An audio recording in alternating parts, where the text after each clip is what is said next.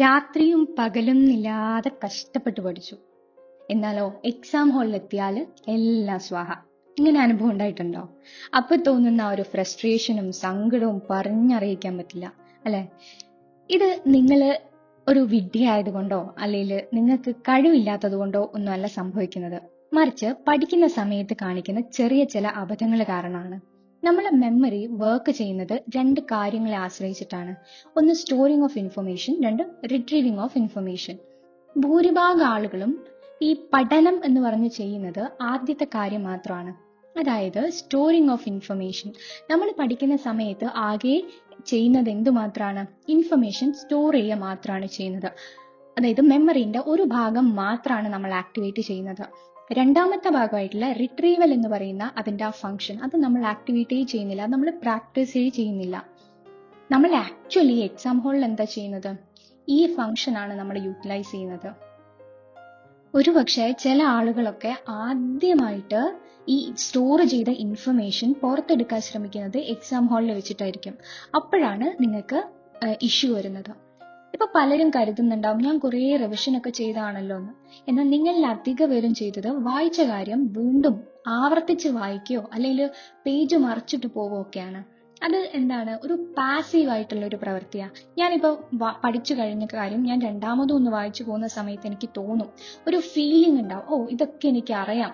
പക്ഷെ ആക്ച്വലി നിങ്ങൾക്ക് അറിയാത്ത കാര്യങ്ങൾ അവിടെ ഉണ്ടാവും. അത് നിങ്ങൾക്ക് മനസ്സിലാക്കണം എന്നുണ്ടെങ്കിൽ ഈ ഒരു റിട്രീവൽ ഫംഗ്ഷൻ നിങ്ങൾ ആക്ടിവേറ്റ് ചെയ്യണം. So there is something called as active recall. ഈ ആക്റ്റീവ് റീകോൾ നിങ്ങൾ പ്രാക്ടീസ് ചെയ്യുകയാണെന്നുണ്ടെങ്കിൽ ഈ റിട്രീവൽ ഫംഗ്ഷനും നിങ്ങൾ പ്രാക്ടീസ് ചെയ്യായിരിക്കും അവിടെ ചെയ്യുന്നത്. അതിനുവേണ്ടി എന്ത് ചെയ്യാൻ പറ്റും എന്ന് വെച്ചാൽ, നിങ്ങളൊരു കാര്യം പഠിച്ചു കഴിഞ്ഞാൽ ബുക്കൊക്കെ അടച്ചു വെച്ച ശേഷം ആ പഠിച്ച കാര്യം എന്താണ് എന്ന് ഓർത്തെടുക്കാൻ ശ്രമിക്കുക. അല്ല എന്നുണ്ടെങ്കിൽ എഴുതി നോക്കുക. എന്തൊക്കെ കാര്യങ്ങൾ പഠിച്ചതിൽ നിന്ന് എനിക്ക് ഓർമ്മയുണ്ട് എന്ന് എഴുതി നോക്കുക. അല്ല ഇതും അല്ല എന്നുണ്ടെങ്കിൽ പറഞ്ഞു നോക്കുക, അല്ലെങ്കിൽ ആരെങ്കിലും പഠിപ്പിച്ചു കൊടുക്കുന്നത് പോലെ പറഞ്ഞ് പ്രാക്ടീസ് ചെയ്യുക. ആ സമയത്ത് നിങ്ങൾക്ക് മനസ്സിലാവും പഠിച്ച കാര്യങ്ങളിൽ എന്തൊക്കെ ഓർമ്മയുണ്ട്, എന്തൊക്കെ എനിക്ക് മറന്നുപോയി. അപ്പോഴാണ് നമുക്ക് ആ ലേണിംഗ് ഗ്യാപ്പ് എവിടെയാണ് എന്നുള്ളത് മനസ്സിലാവുക. ആക്ച്വലി ഇത് തന്നെയാണ് നമ്മൾ എക്സാം ഹാളിൽ ചെയ്യുന്നതും. അപ്പോൾ എക്സാമിന് നമ്മൾ ചെയ്യുന്ന സെയിം കാര്യം അതിന് മുമ്പേ നമ്മൾ പ്രാക്ടീസ് ചെയ്താൽ നമുക്കൊരു കോൺഫിഡൻസും ആവും. മോർ ഓവർ ഇതാണ് ശരിയായിട്ടുള്ള രീതി. നിങ്ങൾ ഒരുപക്ഷെ റിവിഷൻ ചെയ്യുന്ന സമയത്ത് ഒരു മനസമാധാനമൊക്കെ കിട്ടിയിട്ടുണ്ടാവും. കാരണം ഈ ആക്റ്റീവ് റിക്കോൾ എന്ന് പറയുന്നത് ഒരുപക്ഷെ ടൈം കൺസ്യൂമിങ് ആയിരിക്കാം. റിവിഷൻ എന്ന് പറയുമ്പോൾ പെട്ടെന്ന് നിങ്ങൾക്ക് ചെയ്തു തീർക്കാൻ പറ്റിയേക്കാം. പക്ഷേ റിവിഷൻ ചെയ്താൽ മനസമാധാനം ചിലപ്പോൾ കിട്ടുമായിരിക്കും, പക്ഷെ റിസൾട്ട് ഒരിക്കലും കിട്ടില്ല. ശരിയായിട്ടുള്ള രീതി എന്ന് പറയുന്നത് ആക്റ്റീവ് റിക്കോൾ ആണ്. ഇത് ചെയ്യുകയാണ് എന്നുണ്ടെങ്കിൽ ഡെഫിനറ്റ് ആയിട്ടും നിങ്ങൾക്ക് ഇംപ്രൂവ്മെന്റ്സ് ഉണ്ടാവും. അഡീഷണലി ഈ ആക്റ്റീവ് റിക്കോള് എഴുതി പ്രാക്ടീസ് ചെയ്യാൻ പറ്റുന്ന ഒരു ടെംപ്ലേറ്റ് അടങ്ങിയ നോട്ട്ബുക്ക് ലിങ്ക് ഡിസ്ക്രിപ്ഷനിലുണ്ട്. ആൻഡ് ഈ ഒരു നോട്ട്ബുക്ക് എന്ന് പറയുന്നത് നിങ്ങൾക്ക് സിസ്റ്റമാറ്റിക് ആയിട്ട് ഈ ആക്റ്റീവ് റിക്കോള് പ്രാക്ടീസ് ചെയ്യാൻ വേണ്ടിയിട്ട് വളരെ ഹെൽപ്ഫുൾ ആയിരിക്കും. അതിനൊരു സെപ്പറേറ്റ് കോളൊക്കെ ഉണ്ട്. നിങ്ങൾ മറന്നു പോകുന്ന കാര്യങ്ങൾ നോട്ട് ഡൗൺ ചെയ്യാനൊക്കെ. അതാവുമ്പം നമുക്ക് കൂടുതൽ അവിടെ സ്ട്രെസ് കൊടുത്ത് പഠിക്കാനൊക്കെ പറ്റും. നമ്മൾ പഠിച്ച കാര്യം എല്ലാ കാലവും നമ്മളെ ബ്രെയിനിൽ ഉണ്ടാവില്ല. There is something called as forgetting curve. അതായത് ഇന്ന് ഞാനൊരു കാര്യം പഠിച്ചു, ആ കാര്യം ഇന്ന് അതിന്റെ 100% എൻ്റെ ബ്രെയിനിൽ ഉണ്ടാവും. പക്ഷെ നാളെ ആവുന്ന സമയത്ത് അതിന്റെ 50% മാത്രമേ അവിടെ ബാക്കി ഉണ്ടാവുള്ളൂ. ഒരാഴ്ച കഴിയുമ്പം ആ പഠിച്ച കാര്യത്തിന്റെ 20 മുതൽ 30% മാത്രമാണ് ബ്രെയിനിൽ ബാക്കി ഉണ്ടാവുക. ബാക്കിയെല്ലാം ആവിയായി പോയിട്ടുണ്ടാവും.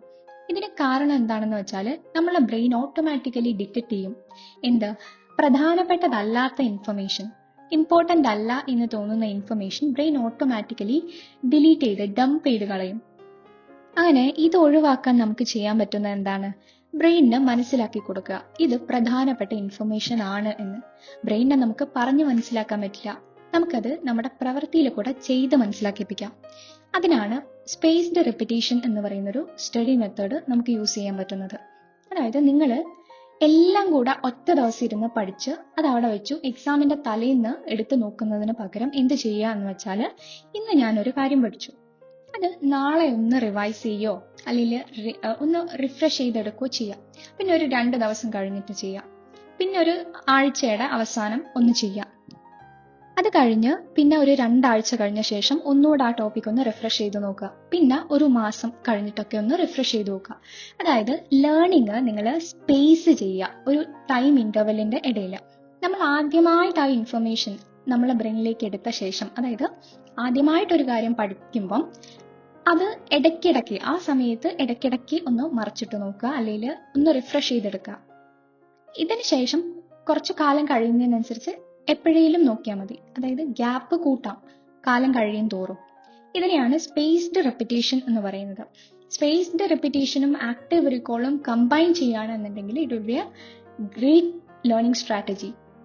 ഇങ്ങനെ നമ്മൾ ഓരോ തവണ ആവർത്തിച്ച് ഇങ്ങനെ റിപ്പീറ്റ് ചെയ്യുന്ന സമയത്തും റിഫ്രഷ് ചെയ്യുന്ന സമയത്തും ബ്രെയിനിന് എന്ത് മനസ്സിലാവും?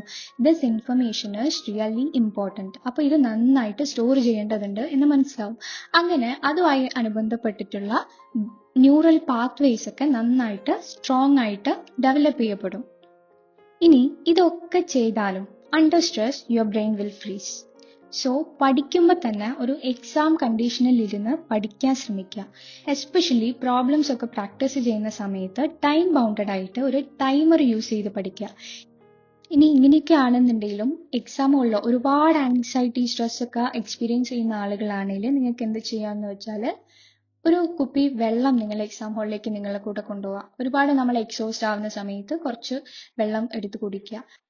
കൂടാതെ വേറൊരു കാര്യം എന്ത് ചെയ്യാന്ന് വെച്ചാൽ നിങ്ങൾ എക്സാം ഹാളിൽ എത്തിയാൽ ഉടനെ എന്ത് ചെയ്യുക? കണ്ണടയ്ക്കുക. എന്നിട്ട് 3-4 ഡീപ്പ് ബ്രെത്ത് എടുക്കുക. എന്നിട്ട് സ്വയം പറയുക മനസ്സിൽ, I am relaxed and I can handle this. ഞാൻ നന്നായിട്ട് പഠിച്ചിട്ടുണ്ട്, നല്ല രീതിയിൽ തന്നെ ഇൻഫർമേഷൻ സ്റ്റോർ ചെയ്തിട്ടുണ്ട്. ആവശ്യമുള്ള സമയത്ത് ആവശ്യമുള്ള ഇൻഫർമേഷൻ യഥേഷ്ടം എനിക്ക് പുറത്തെടുക്കാൻ പറ്റും, എനിക്ക് നന്നായിട്ട് എക്സാം എഴുതാൻ പറ്റും എന്ന് സ്വയം പറഞ്ഞ് മനസ്സിലാക്കാം. അതിനുശേഷം നന്നായിട്ട് എക്സാം എഴുതാം. All the best.